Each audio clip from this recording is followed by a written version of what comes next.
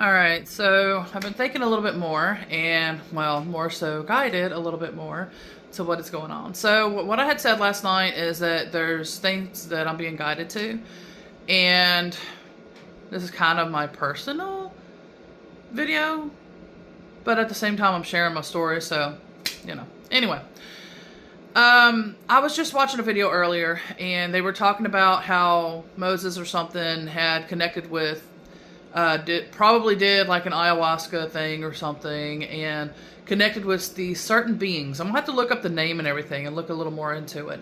But all of a sudden, like, I'm just sitting here just relaxed, listening to music.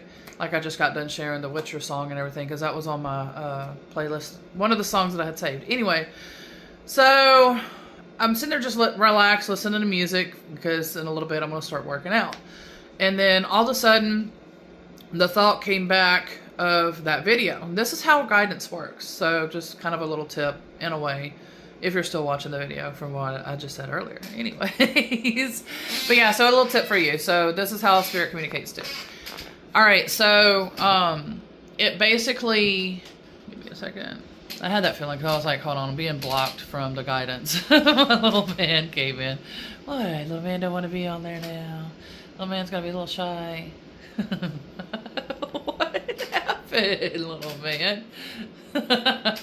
Anyways, so I was reminded of the video, and then I was reminded of something. This is things I just don't randomly sit and think about. I mean, again, guidance for a reason.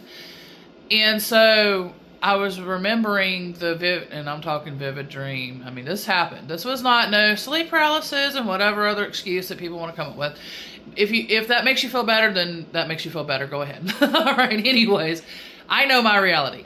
So what happened is I was sleeping, and all of a sudden these huge, tall, shadowy type beings were like surrounding my whole bed. And one was on top of me, and his hands was on my throat.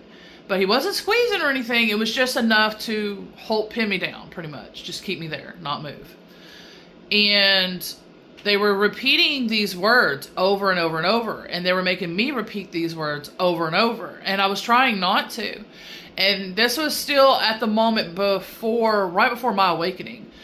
I was trying to say, God, help me. And I couldn't even get the word G out. And then he stops. The rest were still chanting it. He stops. And he says, God, very calmly too, God can't help you. And then he starts repeating it. It was like Adam. It wasn't Adam, but I'm just trying to use an example